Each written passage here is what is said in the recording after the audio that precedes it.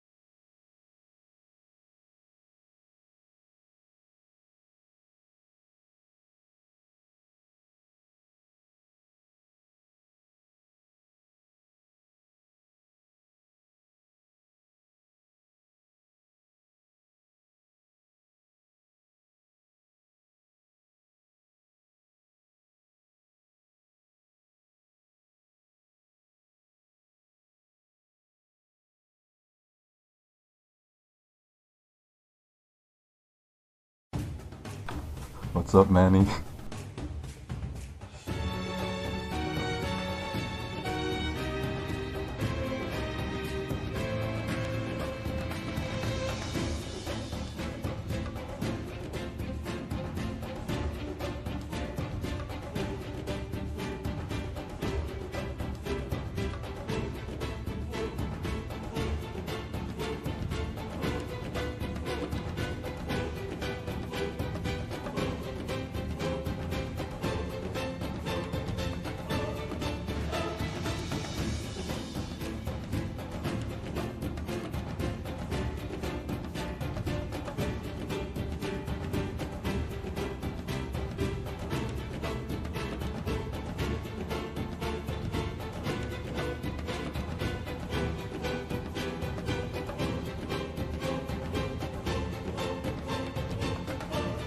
What's up, Ambu?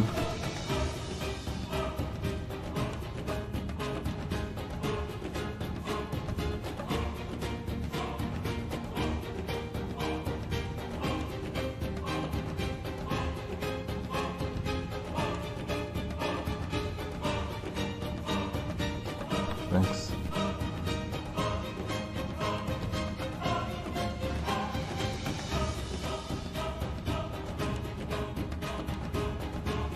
Yo, Jen.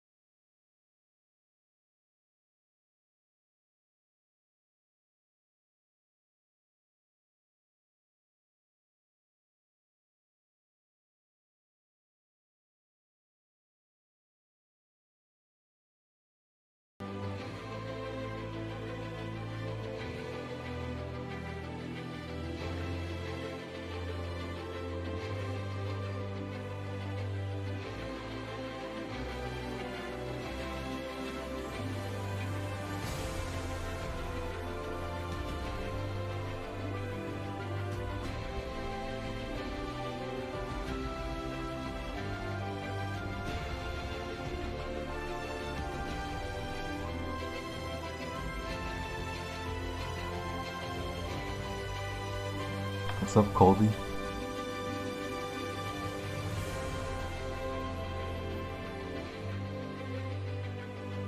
Thank you, Sith Dick.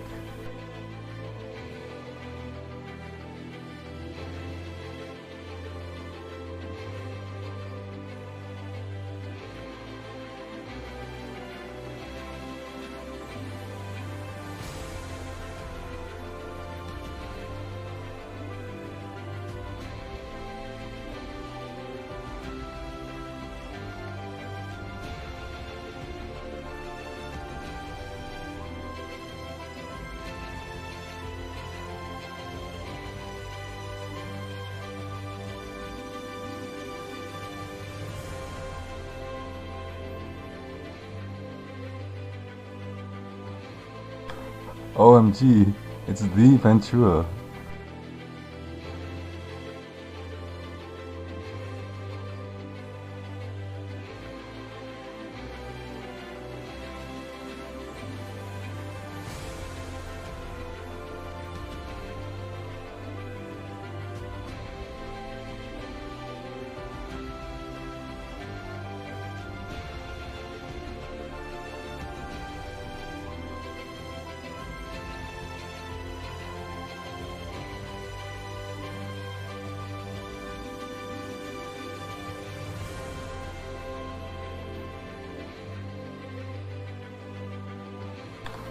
That's what I like to see.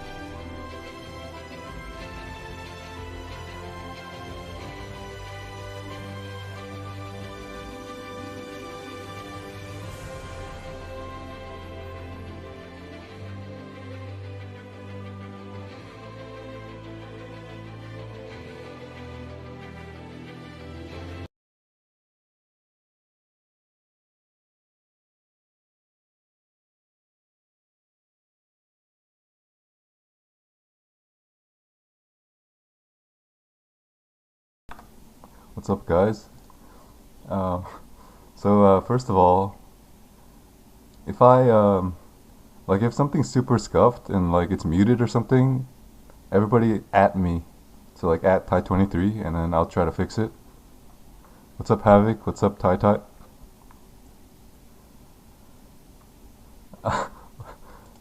Wait, no. Okay, so first of all, there's no gameplay today. If you're here for gameplay, the door's right there.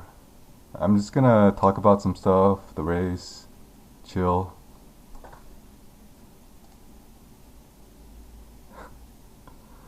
Okay, so today I'm gonna go over the XLCon race VOD very briefly. I wanna talk about my practice, and I'm gonna review this year of racing and share my favorite moments. And at the end I have an announcement to make. But first, I want to show you this clip that I really enjoyed.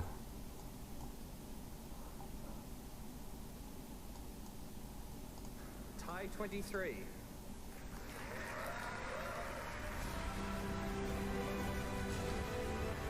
Shut the fuck up! Shut the fuck up, dude! Third, we've got Waddle. If you got any more clips like that, DM me. I wanna see them. I really like these clips. Okay, so I'm not gonna watch the whole thing, but I wanna point out like very minor details that some people have missed. So you guys can see what's on the screen, right? Like the VOD. 2, 1, and we should be off right now. And there we go. There we go. Nice countdown, Jonathan. We are off once again, ladies and gentlemen. Welcome back to the XLCon Grand Final. right, the man, the myth, the legend, very elusive. Wiggle for Waggle down in the bottom, left corner. So I'm gonna like skip ahead and stuff because there's Oh yeah, absolutely. And some of these guys you might be so recognizing even right if now you maybe pay haven't attention to played the game in a Waggle's run. while. You can see You're his still gonna be spectral recognizing throw the is like faces of Havoc and I think it's a Waggle, bug. who It's are like disappearing into the long-time wall, OGs with, and it has to do with the Tacticular and position or the Fnatic angle. being a But little bit newer to the scene, but yeah, showing that's what happened to extreme Waggle. dominance. Yeah, it's wild to see the younger guys effectively coming into the scene, but Pretty unfortunate. like practicing so much and being so on top of the game. And Tacticular especially had a very rocky journey to get here with many close calls, many like just kind of not scraping in races over time. Oh, Waggle's having a little bit of a moment here. Waggle, that is. Oh. So I just want to say like after a start like that, it's really impressive that Waggle still got third. You know, he did pretty good for a WoW streamer. You know what I'm saying? I'm just joking. It's just a joke, guys. Like to be honest, his ability to recover and like keep calm is I was very impressed. Like in a very high pressure situation, he did really well. Just joking, guys.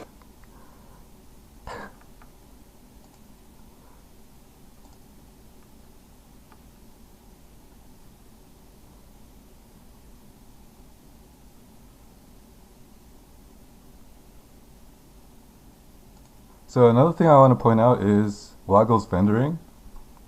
So Waggle was the only person out of the four that uses the arrow keys in the vendor, and you can tell because if you look at the webcam closely, you can see his left arm moving across his body to the keyboard.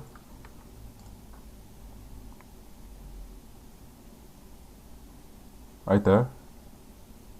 So and all the other people, we manually click the tabs. So one sec, I'll try to find it. So right here, you can see I click on the 1, 2, and 3, or 1 and 2, and yeah, just something small I noticed. I don't think the one way is objectively better, but I just thought it was interesting.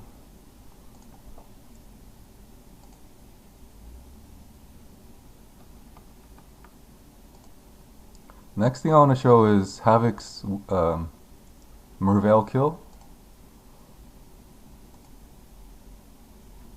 I'm sorry I don't have the timestamps, but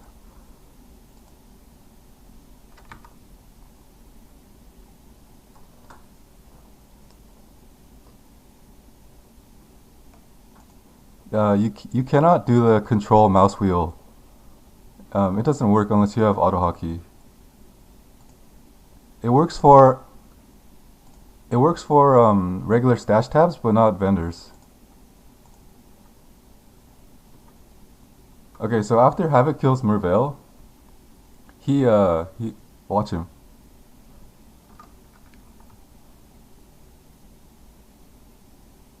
So he exhales deeply, so I think it shows that he felt some pressure, and at the very least it shows that he noticed his breathing was not controlled. Why are you guys keck Wing? It shows that he noticed his breathing was off, and then he fixed it, right? So that's a good thing to do.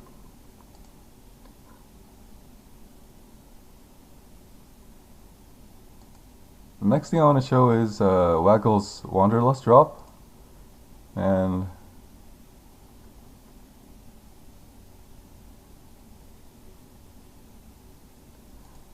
I'm not gonna go over Tai highlights.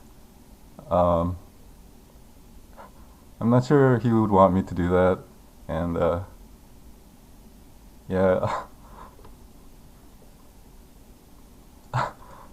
I don't know. Okay, so the Wanderlust.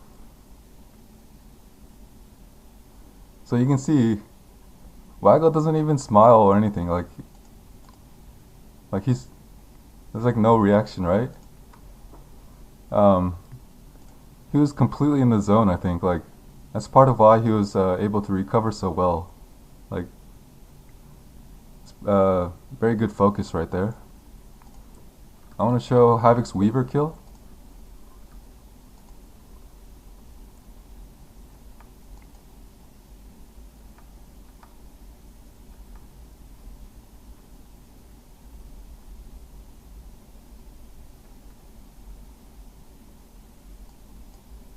Okay, so Havoc right now, he's level 16. He equipped his Herald, and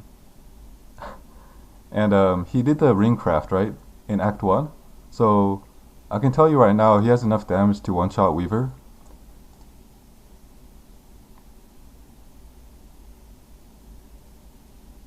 He even saved his Flame Dash so that he could proc Arcane Surge right before Weaver. So you can see he has a buff here. So he has the damage, but he just got unlucky right here.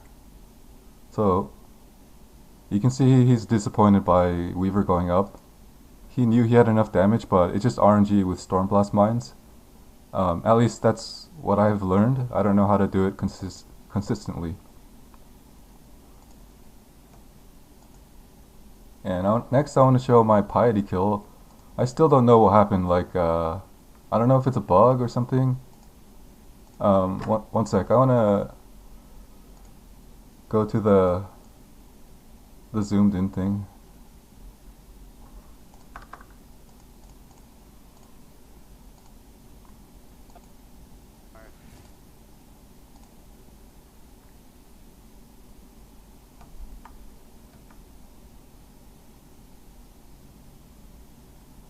Okay, so I'm going to play it at full speed first and then break it down. Yeah, that backtrack was very bad. Okay, so right here, Piety lightning warps to the bottom left, right? I saw that, and then I started heading in that direction. And then she transforms into the fire version right here. So you can see like a fire portal's underneath her. And so if you go frame by frame and look at what happened.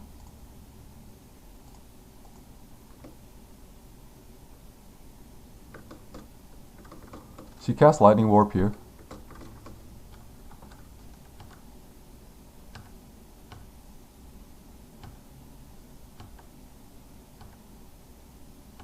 No, I was just doing a long intro. I didn't really talk about anything.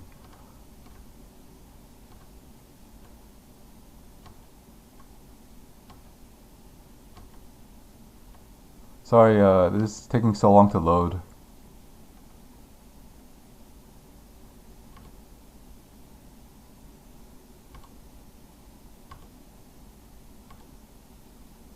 Okay, so right here she's still normal, right? And then the next frame, she starts transforming. So there's no portals under her, right? There's no fire portal under her. And she starts transforming here. And the fire portal spawns underneath her after she starts transforming. And then at this point she's already transformed. The fire portal is not even consumed. Like usually when she transforms she consumes the portal, but I don't know what happened. Like, do you guys know what happened here? No, I showed you the frame, right? There was no portal.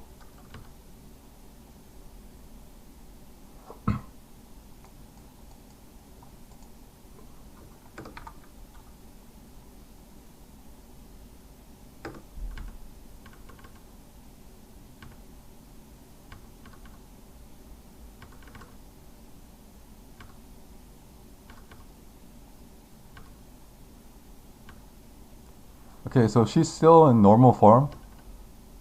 There's no portal. There's no portal. There's no portal. And she starts transforming and I didn't see a portal. Yeah, I'm not really sure what this was. And I just wanted to share it. And the last thing I want to show is Havoc's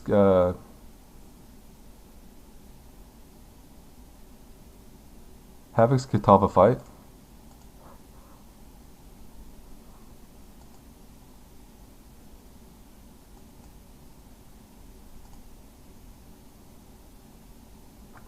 I'm not sure if there was a portal at the other end. I don't think so. But it was never envisioned, I think.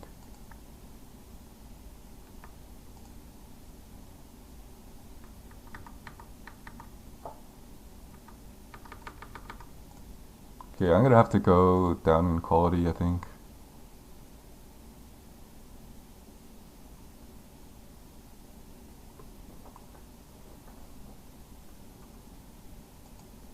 So you can see Havoc takes a lot of damage, right? And I saw some people calling this a mistake or bad play, but I don't think it was, because if you watch closely at what happens. So first he throws a smoke mine, right? And then he blinds the unique monster, and then he stays inside the blind cloud. So he just got unlucky getting hit. He gets hit twice in a row. It's unlucky again. And I knew about the strat too, but I chose a different way to do the hard phases. So yeah, I don't think this is a mistake. He got unlucky here.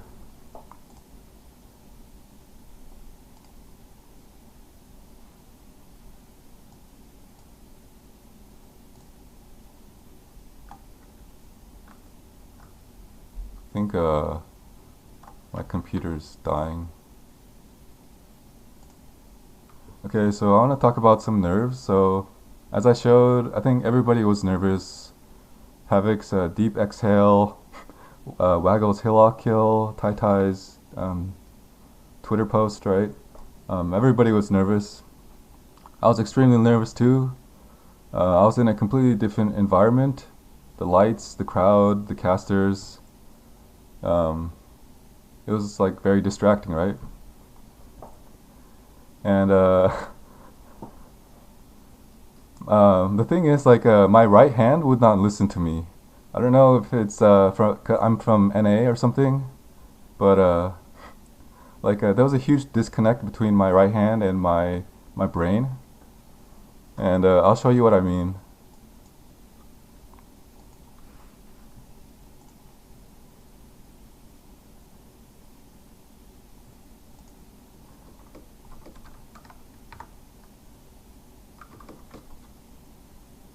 Okay, so I see the transmute drop, and I go back to loot it, of course, right?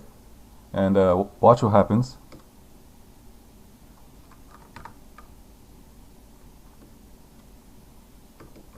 So what happened was I clicked on it, right? And my character started moving, but I clicked again. So I clicked twice, and I clicked on the ground.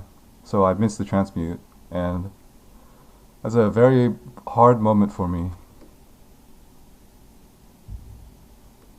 And another moment where my right hand failed me was right here.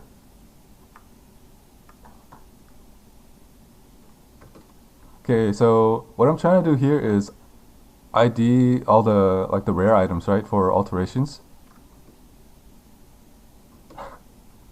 So yeah, my right hand was it was like I was trying to overcompensate for the lag, so I right-clicked the portal instead, and that's a pretty big mistake too.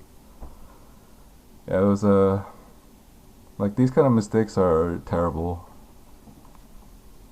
So that was the main reason my start was so bad. Yeah, like I smiled there because like it's like a nervous smile. Like I wasn't in the zone yet.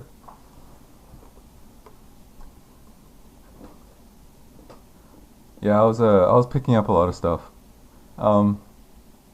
Okay, so also I didn't get a 3 link until I think like 18 minutes or something. And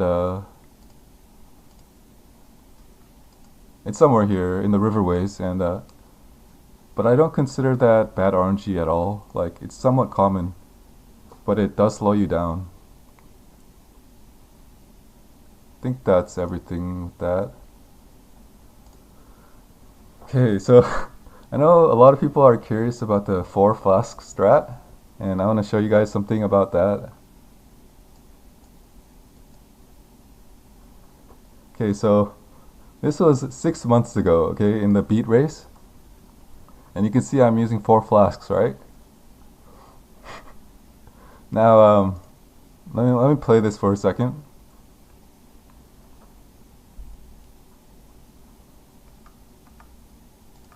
Right there, you guys can see this message, right? From crying. Secret 4 flask strat. This was 6 months ago.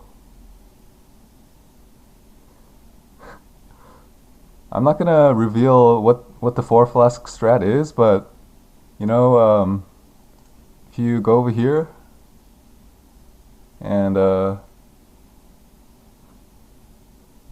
if you click this button right here, crying might, you know, let a few words slip.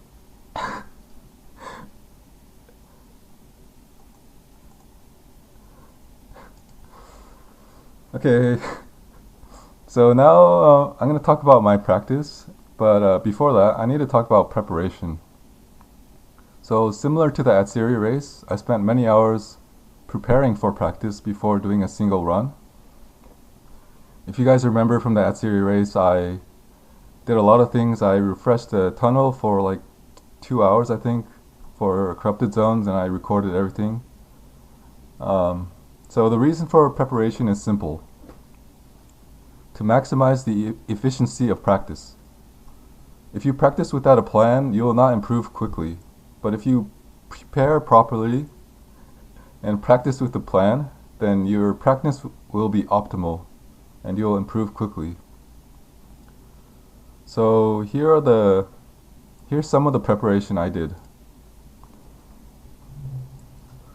So everybody knows adrenaline is good, but how good is it? When I was preparing for the 4th qualifier, the Act 5 Kitao race, I needed to answer 2 questions. What are the odds of getting adrenaline? And exactly how much time does it save? Without answering these 2 questions, practicing would be inefficient. Practice would be a waste of time. I need to know whether it was worth it to loot the rares and try to roll an adrenaline.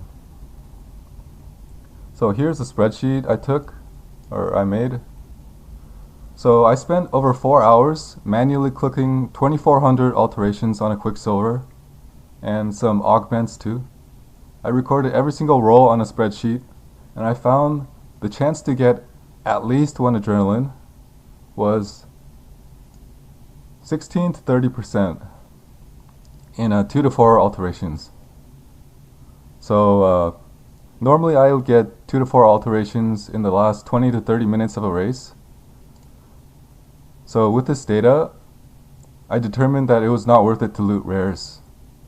I think most racers already knew this, or they already assumed this, but I needed the numbers. The eye level was 11, so that's not very important. It was a mistake, but it's not important.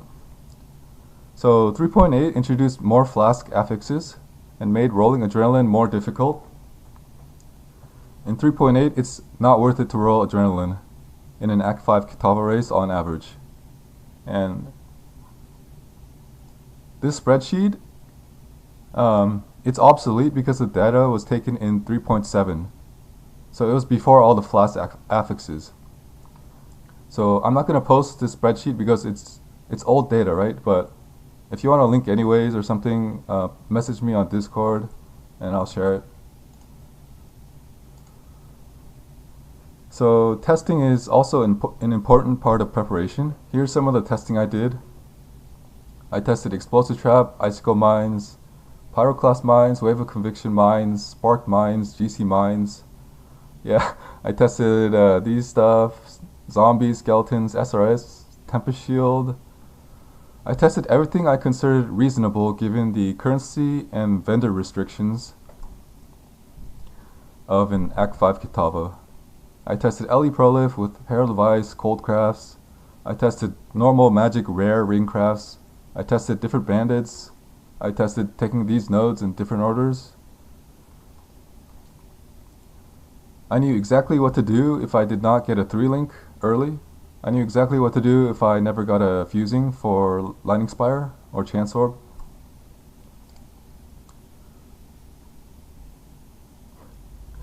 The difficult part of testing is that you can't just compare 2 runs. Sorry, I'm trying not to read chat because I have a lot to get through, but okay, so because there's so much RNG in runs, you have to do multiple runs and compare averages. So, and also you have to test each thing individually. And all of this testing took a tremendous amount of time. So, for the longest time, I knew my weaknesses were layouts and mouse control. I never bothered improving these skills in the past because it was not efficient. In the previous races, I would identify the most efficient ways to practice, and layouts and mouse control were usually at the bottom of the list. The Exocon race was different. There was no room for lousy layout mistakes and mediocre mouse control. I solved both of these problems through brute force memorization. I memorized the position of the vendors in the town using muscle memory and the loading screen images. Yeah, it's pretty scripted. I memorized all the layouts for every zone. For example, I know Prisoner's Gate has 15 distinct layouts. I know Northern Forest has 11 distinct layouts. There are a couple zones I couldn't figure out because they were extremely aggressive layout generation, such as the second part of Act 2 Caverns. Also, I didn't have enough time to learn corrupted zones. I'm not saying my layout reads were perfect. I make mistakes, especially in the live race situations, but for the most part I memorized all the layouts. So while I'm on the topic of layouts, I want to review the upper prison from the XLCon race. This is a picture I took. So in the race, if you can remember, I ran into this very long dead end right here, and it was sad. So I want to show you guys a clip from Carve right here.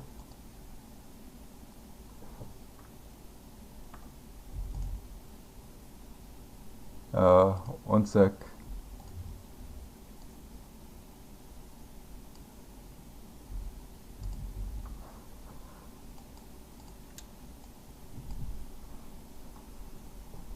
At this point, at the latest, you know it's a dead end. This doesn't connect. This type of room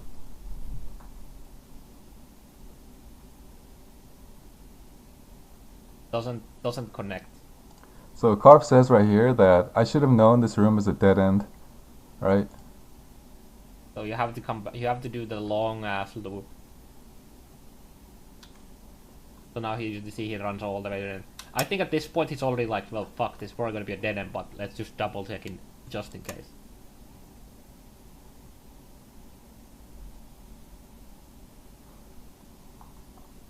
There are few layouts where you have this kind of room that actually connects, but in this particular layout where it does the loop like that, it doesn't. Okay, so Carve said there are some layouts where this room connects, but in this particular layout where it does a loop, it doesn't connect. This might be true, but I don't think there's a way to conclude this unless you have access to the layout generation code or you have insider knowledge, and I'm going to explain why.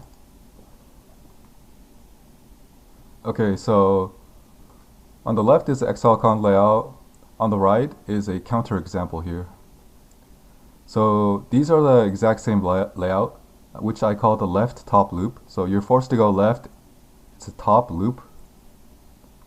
Same thing over here. And so here you can see the layout can be divided into blocks or sections. So this is one block right here, and you can see the same block is right here. This one has 3 teeth and this one has 2 teeth, but these are the same blocks. Now the big dead end is, you can also call this a block. So in the counter example, this is the same block, but it's rotated 90 degrees counterclockwise. It has the same small 3 teeth, it has the same ridge, it has the same handle. In my opinion, these are the same blocks. So in the XLCon layout, the block does not connect, it's a dead end. But in the counter example, the block connects. This counter example shows that in the left top loop layout, this block can either dead end or connect. Here's another counter example. These are not the same layout. It's not the left top loop layout, but you can see the block is right here. It connects on both ends. Yeah. Same thing over here, except this time the same block is right here. You have to flip it horizontally and rotate it, but it's the same block, in my opinion. It connects on both ends. So, okay. One sec, sorry.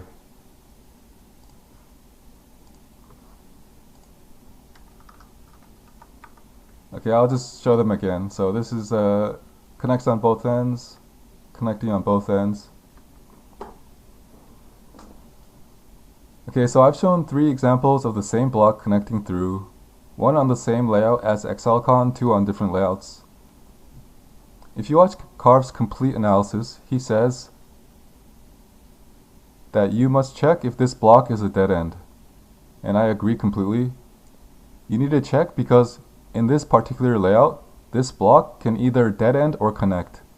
And you need to check manually because there's no tell. I think the same logic can be applied to this block as well. This block can either dead end or it can connect. There's no tell earlier, so you have to check manually. So now the question becomes, why didn't I just go around the upper path automatically if I knew this could potentially dead end? Well, the top path is not always better. So here are 2 examples where the top path is either a very long detour or it's just a straight up dead end. There might be a way to identify whether the middle or the top path is better, but I don't know it, so that's what happened in the race. I knew exactly what layout I was in, I knew exactly where the exit was, I knew this particular block could potentially connect, and I knew it could dead end as well. I knew the top path could be a very long detour or dead end, so I just checked this because I was closer to it.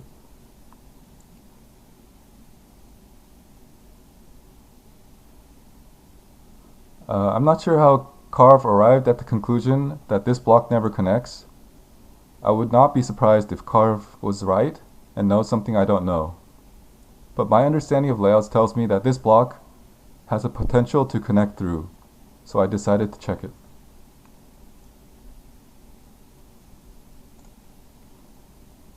So Monster XP. In addition to layouts, I even tried to memorize the amount of EXP each monster gives. Until recently, I didn't even know that there are 2 different types of roas in mudflats. The rows shown here have different EXP and HP values. I remember spending hours default attacking monsters one at a time, calculating the XP gained. Eventually, I found out these values are already data mined, so I started memorizing the EXP. At around mid-Act 2, my brain was exploding. Bruh, this is too much, stop. So instead of memorizing the EXP values, I categorized the monsters into tiers, and I based on the EXP to HP ratio. I used the EXP to HP ratio categories, and I learned which monsters were worth killing, which monsters were not, were okay to skip, and which monsters were worth backtracking for. Okay, so that's all I want to talk about for preparation. I want to talk about some general ideas about practice. So what is the purpose of practice? Can anyone guess what is the one purpose of practice?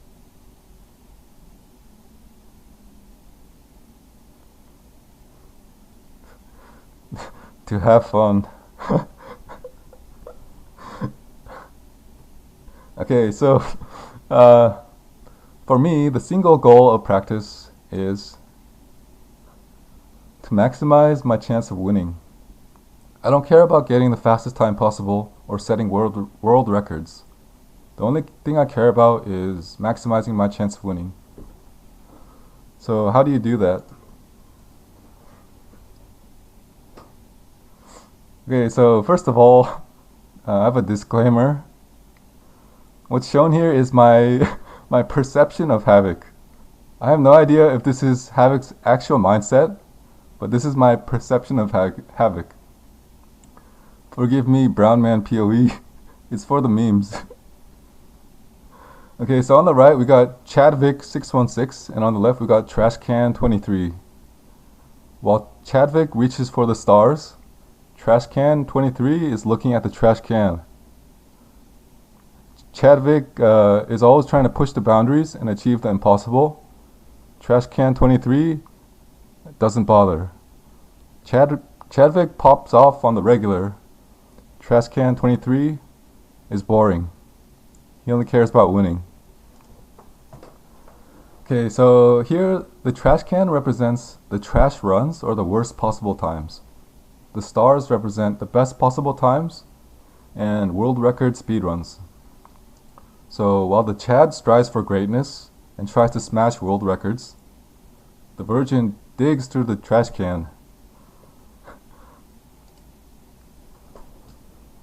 So this is the trash can strat. It's a strat I've been using for a while. On the top is a normal distribution. If you don't have a plan and just try to keep getting the best times possible, your distribution might look like this. And on the bottom is a trash can distribution. The trash can strat is to dig deep into the trash can and find your worst runs and improve them. You only have one shot in a race, so you can't afford to have a bad minimum outlier. Now, this is the Holy Grail distribution. So you want your median time to be greater than everyone's max times. I don't care if I win by 5 minutes or if I win by 5 seconds. I don't care about popping off and having a huge lead. I just want to win. I'm not claiming I achieved this Holy Grail in any race, but this was always my ultimate goal. Another characteristic of the trash can strat is boring play. If you noticed in the race, I took life nodes and mind over matter much earlier than the others, and the reason is to compensate for the 1 in 100 situations that can kill you, such as a haste aura rare, sub-fizz rare together, empowering an otherworldly pack. I've died to these situations many times in practice. My build might be slower, but it's much less likely to die in these circumstances. I don't open rare or even magic strong boxes unless it's in a very safe zone. Strong boxes can give insane currency and EXP boosts, but for me the risk is not worth it. I know that there's a cute smoke mine play that you can do, but in my opinion it's too risky. The odds of dying to a strong box are orders of magnitude greater than the odds of dying in regular play. Yeah, I can ID boxes, but it's like early on you don't really want to waste your ID scrolls, and later on you just want to blast, so it's a hard decision. Okay, so I don't buy Wave of Conviction. It's a bit complicated, but it has to do with consistency. In a world record attempt or speed run, there's no way you get life nodes early. There's no way you skipped a rare Arcanist box. There's no real punishment for death. But racing is completely different. You only have one shot.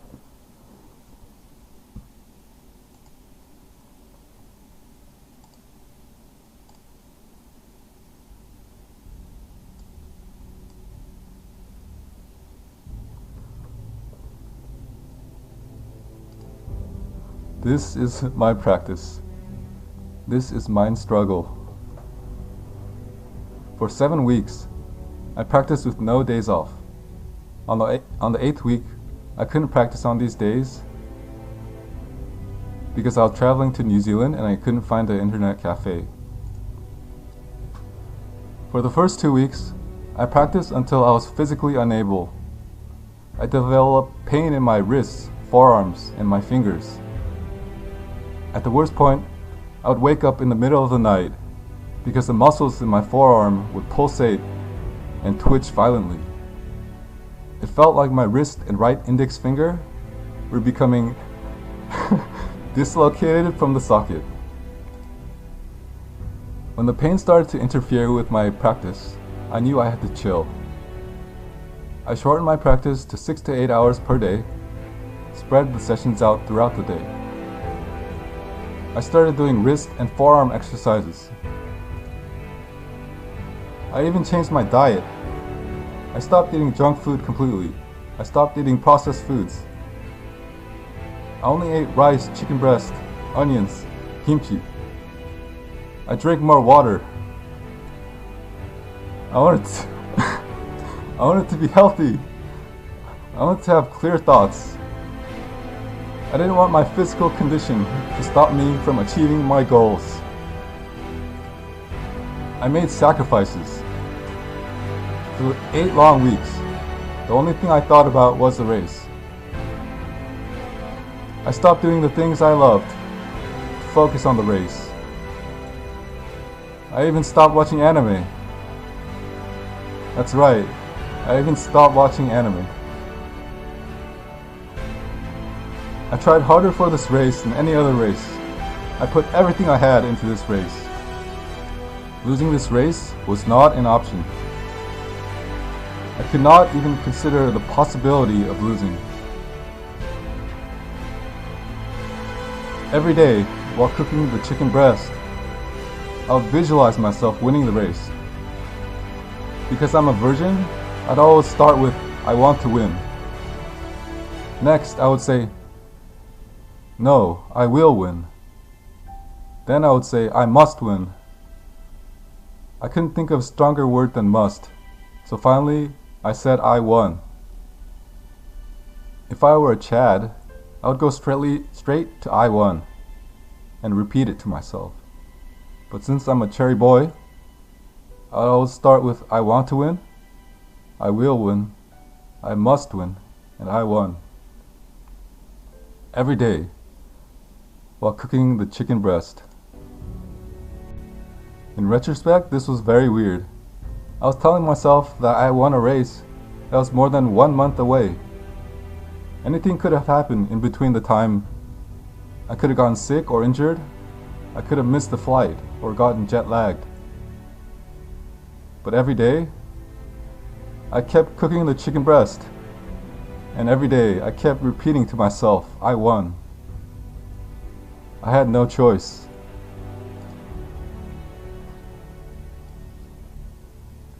So that's enough about my practice. I want to recall the past year of racing and starting from the very beginning, the very first Camel race to 90.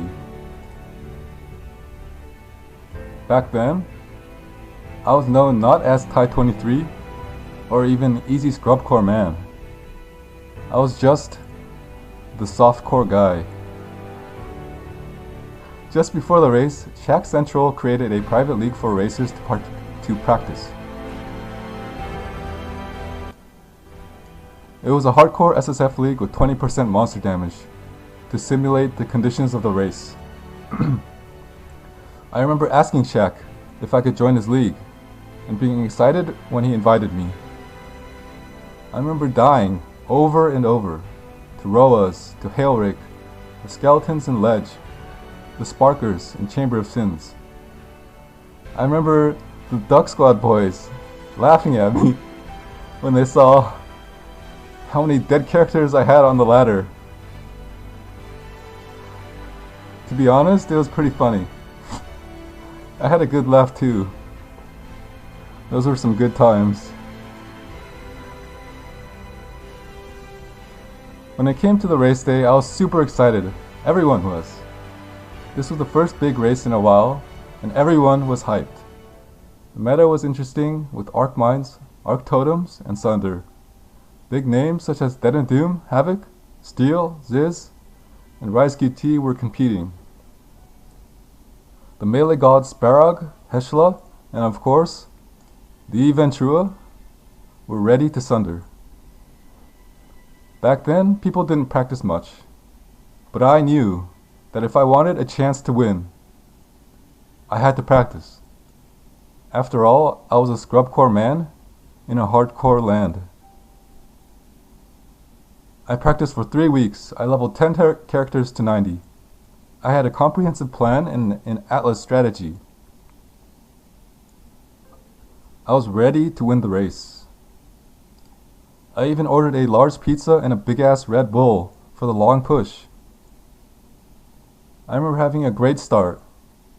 By Act 5, I was already a few levels ahead of everyone else. People were already starting to call me a cheater.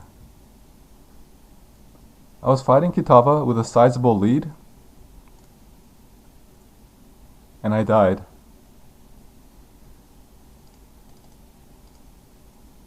Look at that grin right here. That's classic Steel Mage right here.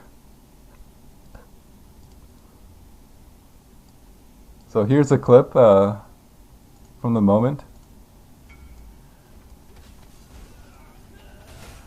I think so. That's the guy Gucci was talking about. I think he said that there was some godly softcore racer that was participating. I mean, that's got to be him, right?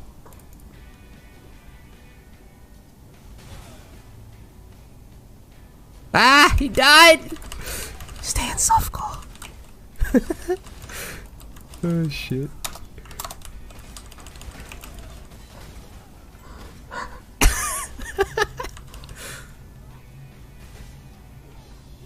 That's so funny. Stay in softcore. For those of you who don't know Steel very well, this is just a playful joke. He doesn't mean any harm and is just being funny. No cap. This was the most devastating death I've ever experienced, and not because of what Steel said. I remember sitting in my chair looking at the screen blankly. I had no idea what to do. Do I re-roll? Do I watch anime? In that moment, I had lost the past 3 weeks of my life.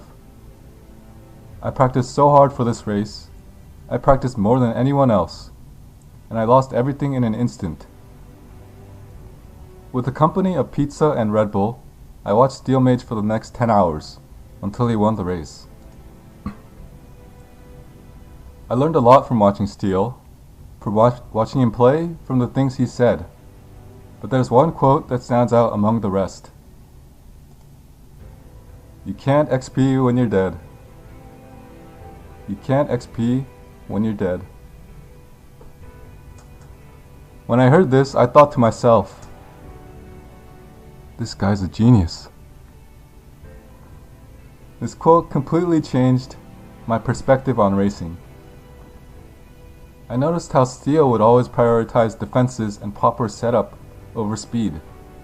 He had a very clear understanding of when he was in danger and what could kill him. Steel taught me how to not die. He also taught me where to hook up the car batteries, if you know what I'm saying. After the race was over, I made a promise to myself. I never wanted to feel the emptiness of death again. I never wanted to experience losing long weeks of practice again. On that day, I promised myself that I would never die again. But above all else, I wanted to be like Steel Mage. I saw how happy he was after winning. The music was blasting, his chat was popping off. He was smiling ear to ear and having a good time. I wanted to be like Steel Mage. More than anything, I wanted to win. A month goes by and it's time for the December 85 race. A lot changed in the short time between the races. Betrayal was introduced, along with Stormbrand. Arc Mines was untouched and saw some use. Stat sticking was removed, so Sunder died.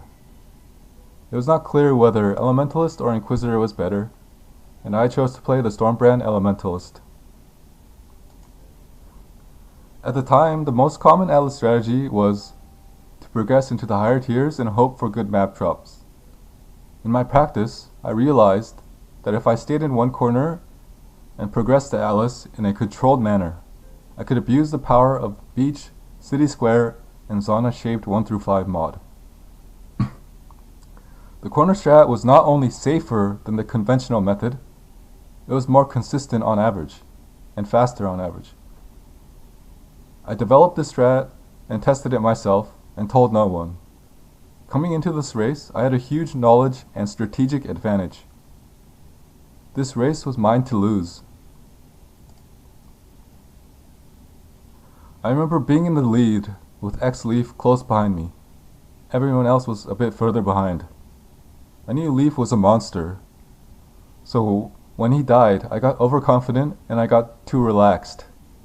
I thought I couldn't lose with my lead and my Atlas strategy. But I choked. As I was nearing the end of the race, I noticed this guy called ETUB Viewer, coached by Uber, creeping up on me. Every time I slash laddered, he would get closer and closer. I was still new to the scene. I didn't know who he was. I don't think he knew who I was. When he got within one level of me, I had already given up mentally. I forgot to use my banked chaos on the Zona shape mod until it was already too late. ETUB Viewer, coached by Uber, became the first character to reach level 85, followed by me a few minutes later. After the race, I found out ETUB Viewer was actually crying, and I understood what happened. He got me. That fucking crying boomed me. He's so good. He's so good. He's so good. He's so good. I added crying to the list of players I want to team up with in the summer. Here's a clip of the moment.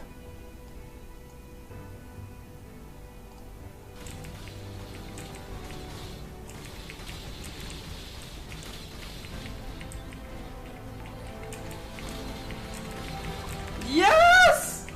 Let's go! Woo!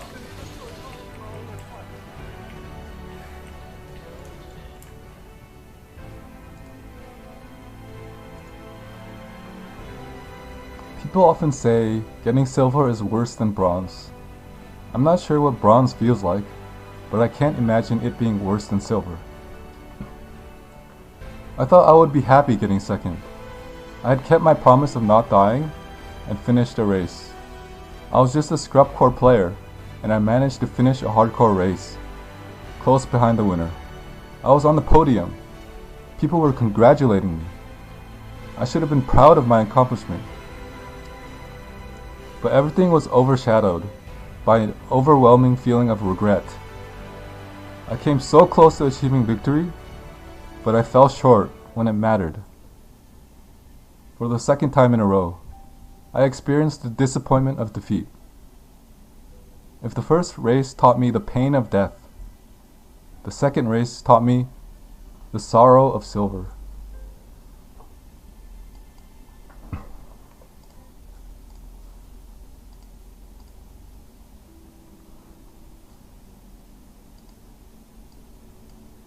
"2019 was the year of winning. These are all the races I entered in 2019, and these are all the races I won. In 2019, I won every single race I entered. I want to share some of my favorite moments throughout the year. The first XLCon qualifier. the Beat Invitational. This was the first race I streamed. There are a few moments I want to show from this race. For some context, I was leading in progression for some of Act 9 and all of Act 10. I had no one on my friends list, so I had no idea where anybody was. I was playing extremely safe in canals because I died there many times in practice. Until this happened.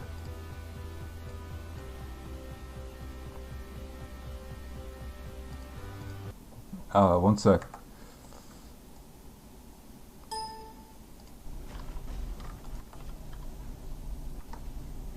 I'm like halfway through. I think it's very dangerous.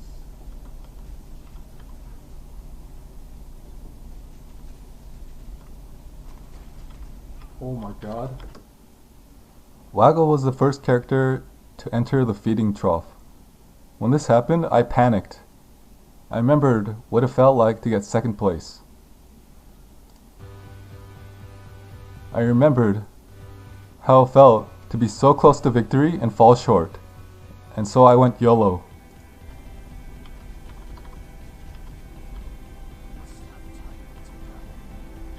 Yeah, I think I just have to go. I don't care about second place. I don't care about second place. That's a pretty good one-liner for a virgin, if you ask me. So skip ahead a few minutes to the Kitava fight. Waggle was a Hierophant and I was an unascended Templar. Being a Hierophant, Waggle would normally have much more damage than me, and I thought it would be impossible to catch up. This was the main thought in my mind. Luckily, Waggle didn't know about the Wave of Conviction strat, so I was able to make up the difference. If I'll recall correctly, only Havoc and I used Wave of Conviction in this race.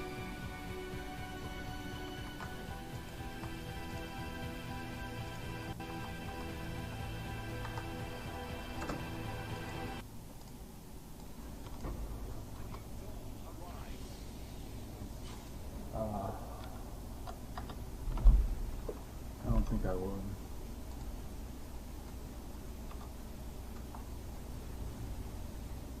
I played too scared.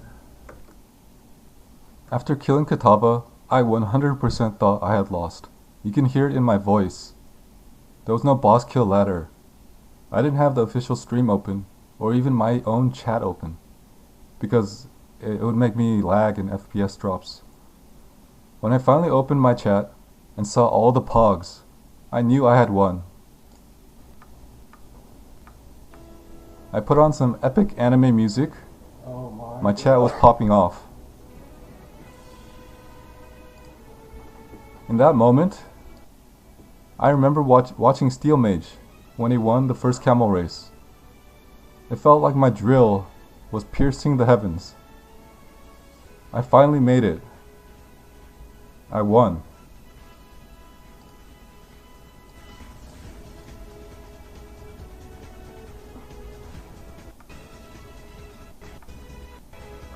Until this moment. Right here. Bane Boy says, Bane is a very good softcore player. He says, why double LE focus in Lightning Spire forehead? Not even a question mark. Just forehead. At that moment, the chat went from Pog and Ayaya to Lil W. Oh my god. Really bad. And then it should have been like this.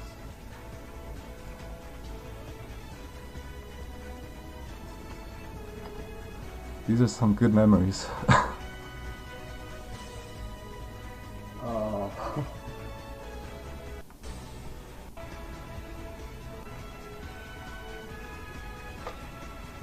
D. Ventura says, just BM lol.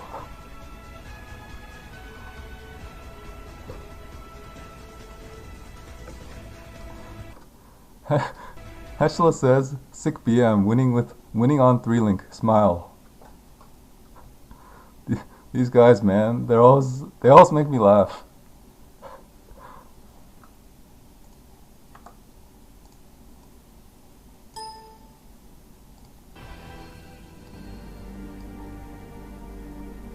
This race was a roller coaster of emotions.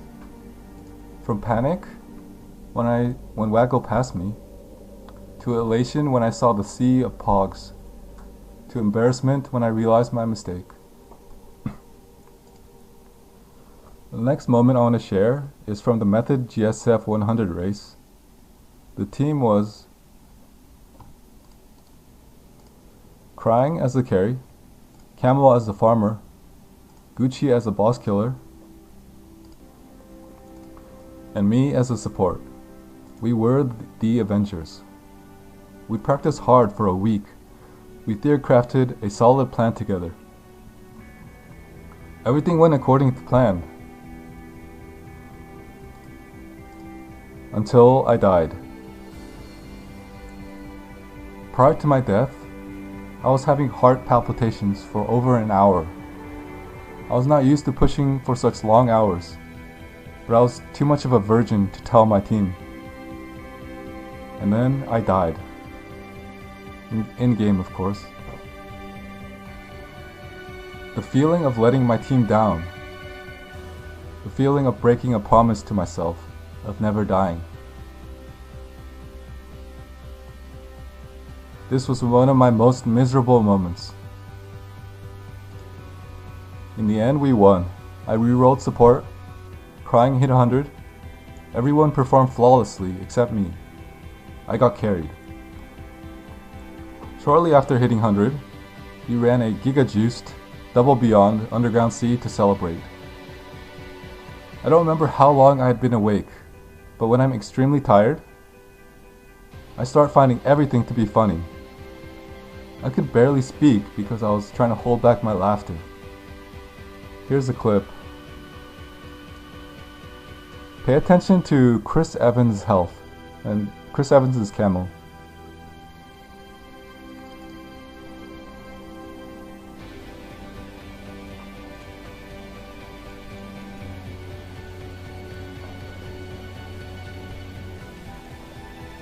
Look at that juicy FPS.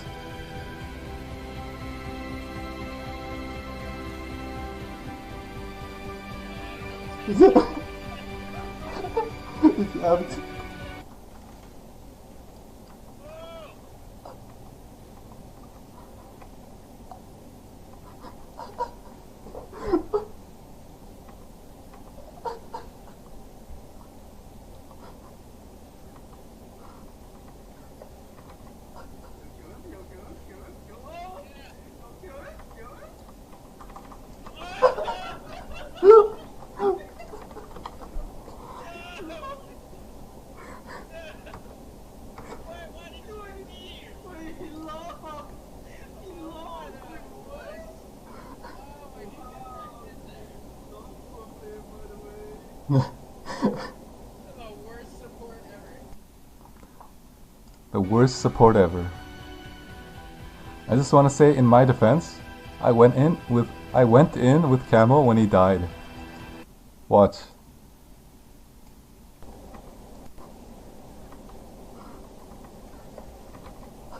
It's pretty soon right here.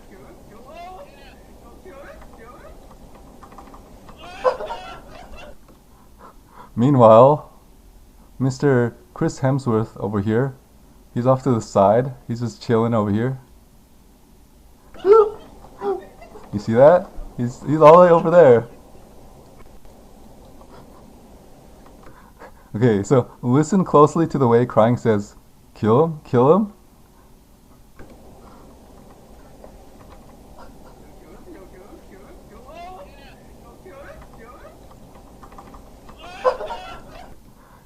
You can tell he has, I think it's called a shit-eating grin on his face.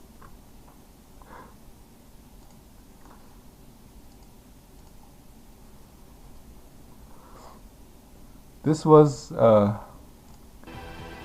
the most hype or exciting moment, but I think this was the most fun I've ever had in a single map in Path of Exile. Thanks for the carry, team. The last race I want to talk about is Camel's March 80 race. This was the first 80 race, and also the first Camel race in Synthesis. Stormbrand was still the meta, with a few people playing Winter Orb. This race was only 3 days after the conclusion of the Method GSF race. I only had 2 days to rest after the exhausting push. I was so tired. I don't think I did a single practice run. I didn't even have a filter ready. When race day came, I was still very tired, and I had not fully recovered, and it showed. Early in the race, I was not even top 10. This was unheard of at the time. When I typed /ladder, Easy SCRUBCORE Man was nowhere to be found.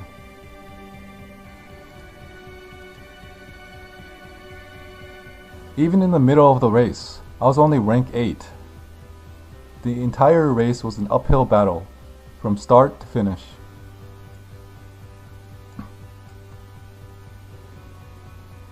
This time, I didn't have a new Atlas strat or pocket wave of conviction strat to bail me out. The only thing I had was kill monster fast. I knew that if I wanted to have a chance at winning, I needed to blast. I abandoned all safety precautions, put my foot on the gas, and focused on one thing: kill monster fast. Leaf was the first character to reach level 79, with Havoc close behind. I was a bit further behind Havoc. About 60% of the way from the finish line, Leaf met his demise to Wheelie Boys and Atoll. Havoc took the lead. The API was lagging. /ladder was not updating. I didn't care. Havoc had a trump card. A dangerous but juicy tier 6 Beyond map. He found this earlier in the race. He was saving it for the final moments to catch me by surprise. I didn't care. I focused on one thing: kill monster fast. Taiwan? Taiwan? Gonna take it over. Yo, Ty did 837 mil. 720 mil. He's got to win this. He won this, dude. Just did 837 mil. Oh my fucking god, Ty. Actually, what was I getting? I don't know. What was I getting? Oh, no. Wait, he hit 1 bill! What? He hit 1 bill!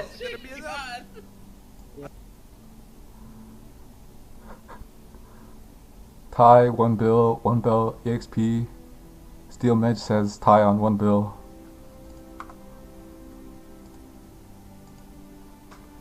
So the legend of the 1 bill split. If I remember correctly, the API was having issues. It is unlikely that I pulled a true 1 bill per hour on PoE racing. However, I know for a fact that you can exceed 1 bill per hour in the game, in-game EXP per hour during a race. It's worth noting that 1 bill per hour in-game is much less than 1 bill per hour on PoE racing.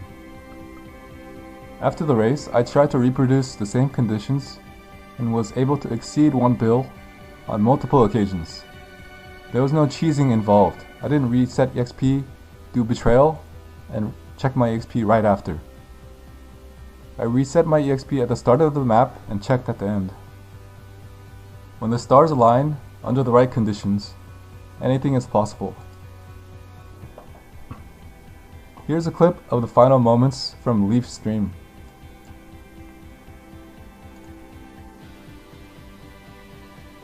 No, he was in Arid Lake. I don't know. Just went to another area of the lake. Oh my god, if he can clutch this is insane. This race is so good. Havoc is so close. Did he win that? No. Oh, this is nuts. Come on, Ty. Let's go, Ty. I'm sorry, Leaf. You did good. He's so close. It How is happens. someone not eating yet? Oh, he did it! He did it! Yo! Oh my god! Won by 5%. The goat! Oh my god. The actual goat! You would catch stuff It though. was like, Holy fuck, he did Yo, it! No, he was an arid lake. This was, without a doubt, the most hype moment I've ever experienced in Path of Exile.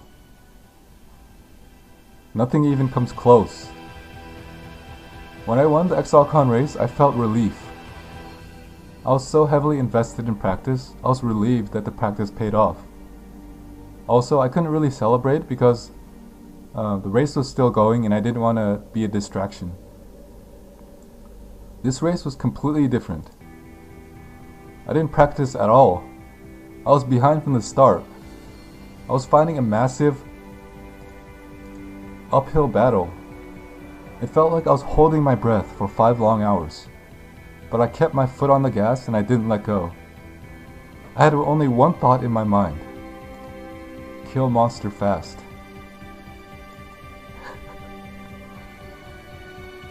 During the Method GSF race, Gucci told me something. In a 100 race, it doesn't matter who gets to maps first. It doesn't matter who gets to 90 or 95 first. It doesn't even matter who gets to 99 first. The only thing that matters is who gets to 100 first. This race illustrates Gucci's point perfectly. I don't think I was the first to reach any level or even any zone. The one and only name and lights I got was the only one that truly mattered. At least that's how I remember it. When I saw this announcement appear with the name Easy SCRUBCORE Man, I jumped out of my seat. I started clapping my hands like Steel Mage. I started pounding my desk. My heart was racing. I didn't hear a crowd cheering. I didn't hear my friends celebrating until later. I was alone in my room, sitting in my boxers, in complete silence. I never thought I could be so moved by pixels on the screen. For me, this was the most hype moment in Path of Exile. No, he was an arid lake. I don't know. He's so close. Yeah. He's so close. How is someone not in yet? Oh, he did it! He did it! Yo! Oh my god!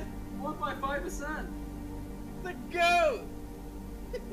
Oh my god. The actual goat! He would Won by catch stuff 5%. though. It was like, Holy fuck, he did Yo! it!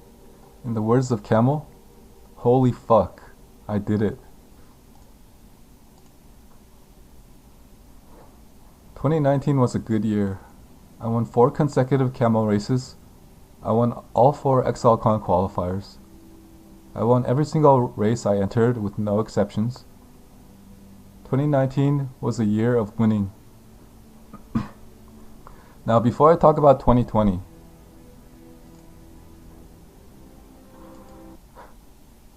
okay, I'm gonna try to dub this, but if it gets like too embarrassing, I'm gonna like stop.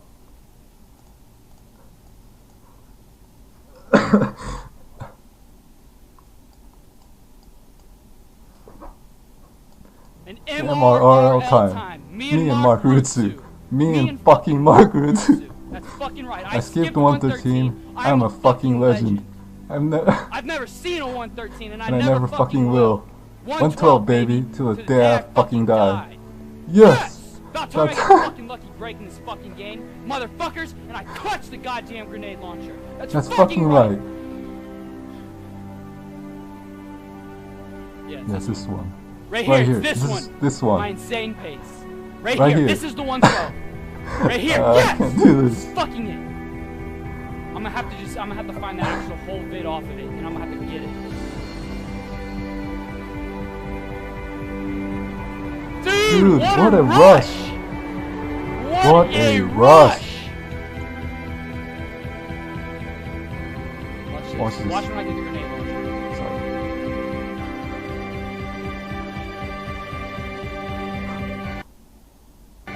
Oh no. See how fast my pace is? Right in Right in the the fucking head! Yeah! Got a fucking 112, baby. That's right. You see that Clutchness? clutchness? I am fucking clutch. Look at this Fucking line I take. I'm like, yeah, baby. Let's fucking do this. I wait. Right Right when he starts firing, the to back boost boosts me, the double. the double. Body armor. Two quick ones. I already know I'm getting there on the perfect line. Look at the fucking pace. 50, 49. 47, baby! That's fucking right! That's fucking it! Fucking pumped watching this one again. I waited the cinema too. I said, oh my god, my god. 12. And it fucking is! It fucking is, baby! Yeah! Look at me typing here, You guys. You guys didn't believe me. You guys didn't believe me. I'm typing a storm. Dude, I fucking just got Streets 112. That's not fucking coming out. Yes! I fucking did it! That's right! I skipped 113. 113. I'm a legend. I am a fucking legend. I'm a fucking legend. I am a fucking legend.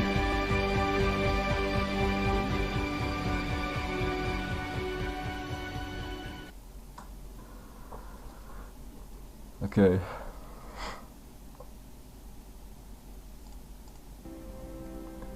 Now for the big announcement. I'll be joining a certain organization. I'll give you guys a hint. It starts with the letter M.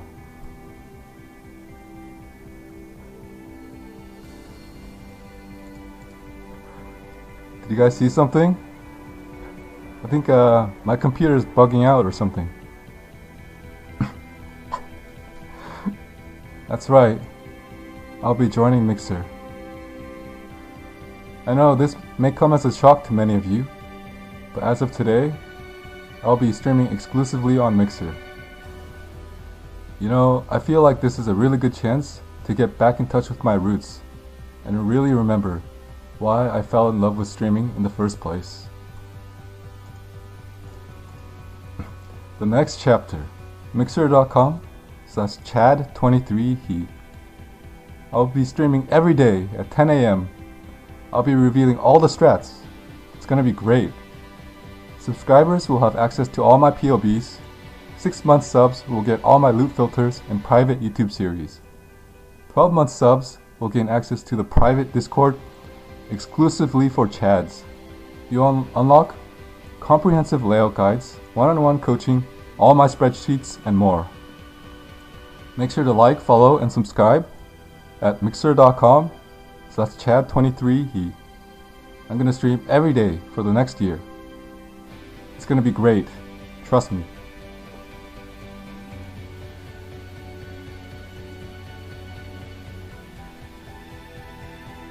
Did I fool any of you guys?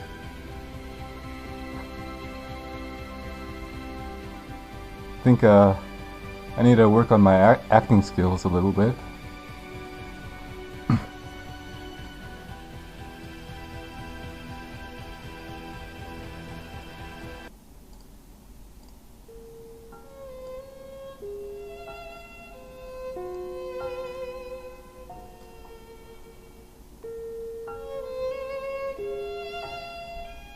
It's time for the actual announcement.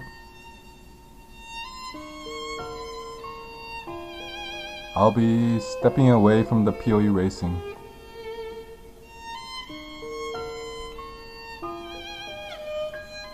Unfortunately, this is not a meme or a joke. It's a shame. Right when I found something I'm passionate about. It's a shame I cannot continue down this path.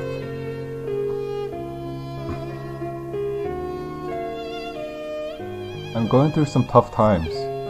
Every day is a struggle. I'm a sheep without a shepherd. I'm lost and I don't know where to go. Every night, I have this thought. No matter how hard I try, I can't get it out of my head.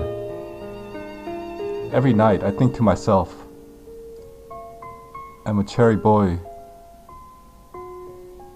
Every morning, when I wake up, I think to myself, damn, I'm still a cherry boy. I've decided I've had enough. I'm tired of being a virgin.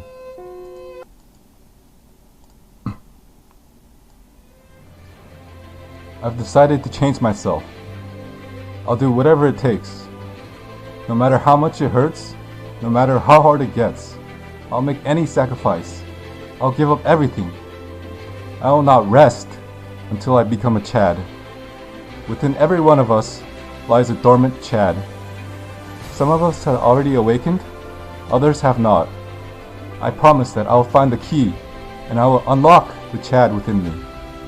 I have a dream that one day I can look into the eyes of other Chads and proudly proclaim, I am a Chad.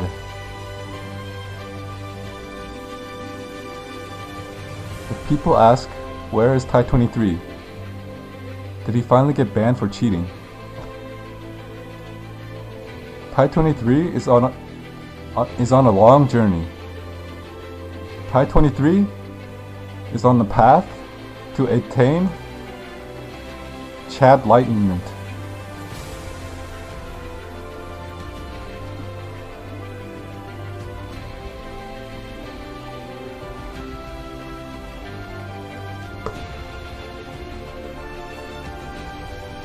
Shout out to Kiloko.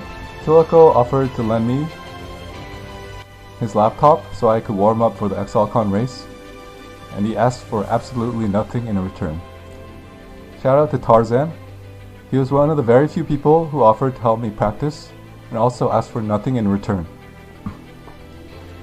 Shout out to RiseQT, Ziggy, Octavian, Brilny, everyone casting in different languages, developing tools, clipping rips, everyone behind the scenes. Shout out to Ziz and Method for hosting races and getting more people involved in the scene. Shout out to Steel Mage for teaching me how to avoid death. Thanks for introducing me to Rise and Dan and hanging out. Shout out to Crying for teaching me the taste of defeat. Thanks for the carry, bro. Shout out to the Duck Squad boys. Zerg, Cold, Coldy, Embu, Organic, Manny, Dan, Raph. Gucci. When I died in the method race, I felt horrible. I took 5 minutes to say the words, I'm sorry. Without hesitation, you answered, don't worry about it. Those words really took a lot of weight off my shoulders. Heshla. You are, without a doubt, the undisputed best user of the smile emote of all time. Your comments never fail to make me laugh. Leaf. I wish I could have battled you on the stage at XLCon, but I respect your decision. Shout out to The Ventura for being The Ventura. Shout out to Dead and Doom for inspiring me to get good. Shout out to Havoc616. It's been really fun competing against you this past year, Brown Man. I appreciate how much you practice and how hard you work. I feel like we've raised the level of competition higher than it's ever been. I'm sure you'll be fine without me as your rival. The Brown Man PoE I know is always reaching for the stars, trying to do the impossible. You're the GOAT after all.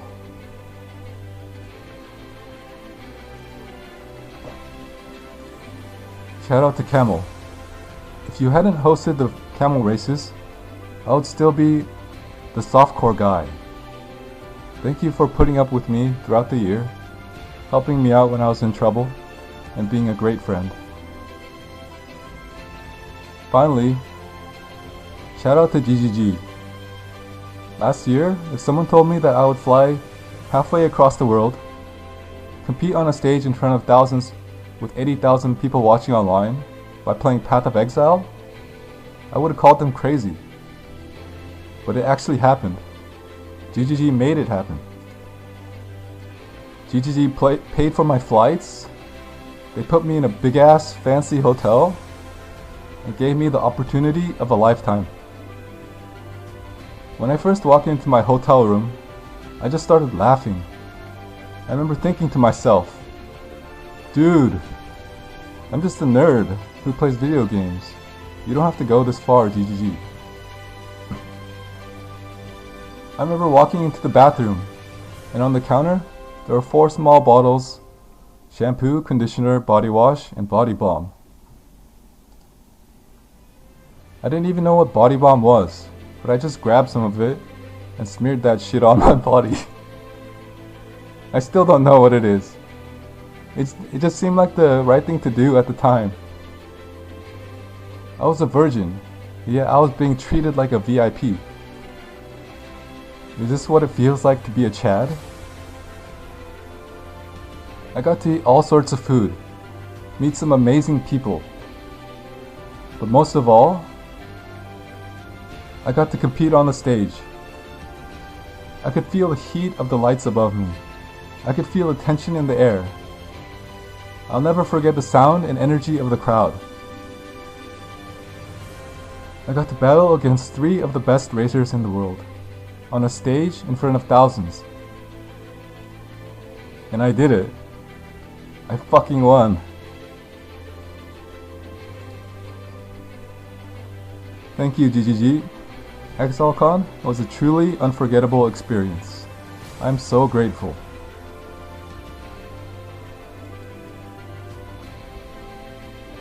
I'm optimistic for the future of racing. After the success of the XLCon finals, GGG have promised their support. 2020 will be an amazing year for racing. You won't even notice I'm gone. Well, that's it, boys. Thanks for listening to my story. It was fun while it lasted, but this is the end of Thai 23. The softcore guy, the easy scrubcore man.